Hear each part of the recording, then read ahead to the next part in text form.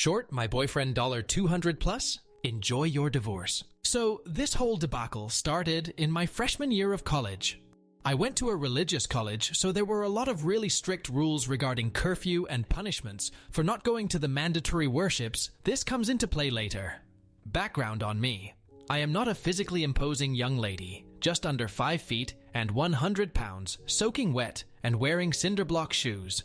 At this time, I had been recently dumped, and so I was starting college practically alone, as my ex and I were set to go to the same university, but he dropped out to join military school. Before we start, let's denote some names. Me. Is me, of course, Andy. Is my dear boyfriend, now fiancé Jess. One of my best friends and roommate after the first quarter. And finally, the antagonist of the tale, Sam. Not real names, of course. And at the start of this, we were all 18. We are all 24, 25 now. As this was a religious school, we had a sort of camp out in the week or two before classes started. It was meant to be a getting to know you kind of thing. And so we had things called family groups. I was a little freaked out, but in the group there was one loud, overly friendly girl named Sam. Sam was the same ethnicity as me, and so we quickly bonded over a shared ethnic background and how similar we were. She had a boyfriend in the army, and I lamented my single status and how my ex basically ditched me for the Navy. She seemed perfect, sympathetic, social, and fun. I warmed up to our family group with the help of my new best friend. We had a great weekend and got to know others in the group, including Jess. Jess was more quiet and disinterested, with a classic case of resting bitch face, but eventually she warmed up to me and I to her. Sam didn't really like them, but you wouldn't know it unless she told you. The first sign of something off with her was during dinner. I was sitting with Jess and her friend from high school, Andy. He and I really hit it off, but as my heart was still freshly broken, I kept some boundaries up, but agreed to go watch a movie when we got back from the trip. Immediately, Sam pulled up a chair and was all over him, asking about his past, how he and Jess met, what he thought about her outfit, and on and on. I was a little miffed, but just ate my burrito. For the rest of the trip, Andy and I were hardly apart, and Sam got more and more passive-aggressive with me, bringing up my ex and how I was moving on too quickly. I believed her and canceled my date with Andy, and said that I didn't want him to just be a rebound. He was understanding and chill with just being friends, which was a blessing for me, but seemingly not good enough for Sam. After the trip was over, I decided to show them around the city, since I was a local student. While the others put their stuff in their rooms, Sam asked me to stay behind, because she had to confess something to me. She started spewing some BS about how Andy had cornered her outside the cabin, and was being a pervert and telling her how beautiful she was, so on and so forth. I was skeptical and made it known, but her response was just looking out for you, girly. By then the others came back, and I just decided to ignore what she said and have a good time in the city. This was incident 1. A couple weeks go by. Andy, Jess, and I became a little squad of sorts, because all our schedules matched up, whereas finding time to hang out with Sam was more than difficult. This all came to a head when Jess and Andy planned a little trip to the local Benihana place and didn't invite Sam. She found out via social media and flew off the handle. I had gone home for the weekend, and when I came back on Monday, I was greeted with drama, tears, and accusations. The gist of the situation is, the group didn't invite Sam because she is vegetarian and has a lot of allergies, so it would be dangerous to even step foot in the Benihana. And in retaliation, Sam took her best friends, aka random girls from the dorm, horseback riding, and posted a photo with the caption, "Better than Benihana." Incident 2. Once again, this is what I came back to, and so things were pretty frosty. I asked for some backstory, and apparently, it was work friends who invited Andy and Jess, so it wasn't even their place to invite someone else. And it wasn't like she would be able to eat anything at the Benihana anyways, so they literally didn't even think they were being rude. According to Sam, they were purposefully excluding her, and that no one likes her, and that this was just like it was in high school. She didn't have very many friends, and we were just becoming privy to why exactly that was. Incident 3 was the friendship bracelets. She ordered these semi-expensive bracelets for me and Jess, but mysteriously Jess's broke in the mail, and the replacement would totally come any day now.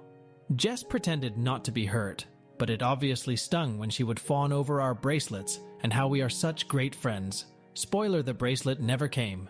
Now I was still trying to smooth things over, but it kept getting worse and worse. If I was hanging out with Andy or Jess, she wouldn't speak to me, but would only talk shit when we were alone. During all of this, Andy and I kept getting closer and eventually started dating, but low-key caused the whole situation with Sam, and we didn't want to set her off. I know we were spineless back then. Now for the catalyst for the revenge. She was a wannabe YouTuber and wanted to do a holiday video. Andy is a film major, but he doesn't want anything to do with her, after all her lies and petty behavior. But then she made an offer we couldn't refuse. I'll give you $200 and pay for food. And for what should have been an hour or two of filming, we were sold. I was set to manage the site, since that's my personality is, get it done. And he was in charge of filming.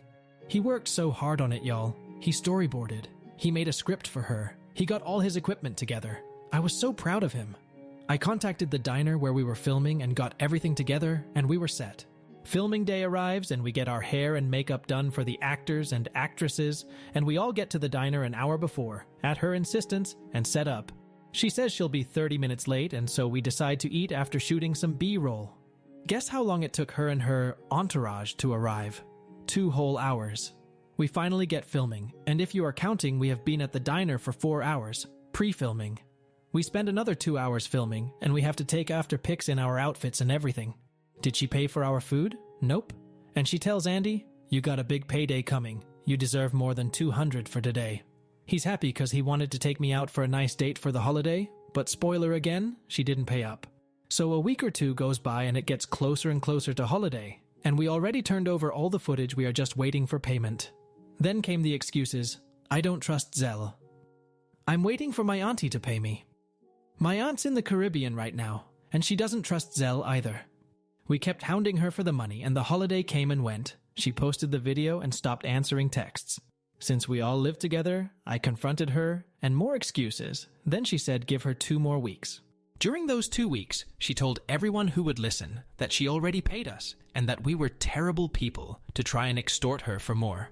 Now, at this point in the year, we are fed up with her, and Andy is ready to write the $200 off. He bitches to his smoking buddies, and the smoking buddies get our side of the story out to the relatively small school, and pretty soon, she doesn't have a leg to stand on. She gets nasty, texting me all this BS about how Andy is cheating on me, and that I deserve better, and screenshots of their conversations, where he supposedly tells her how he'd rather not be committed. Now we had some commitment issues in the beginning, on both sides, but she tried to present these texts as recent, not stuff from months ago.